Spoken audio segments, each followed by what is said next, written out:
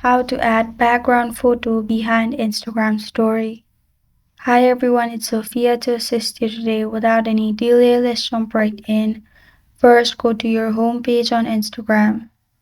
Then click on Add Your Story. First, select the background photo. After you select background photo, adjust it to your size. After that, click on stickers on top beside text. You'll find photo option in here. Click on photo. Then add the photo you want to add in your Instagram story. Resize it. Add caption if you want.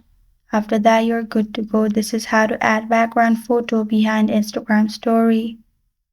Thank you for joining me today. If this video helps you out, please leave a like and subscribe for more. Got a question or want to suggest a topic? Comment below. I'm Sophia signing off until next time.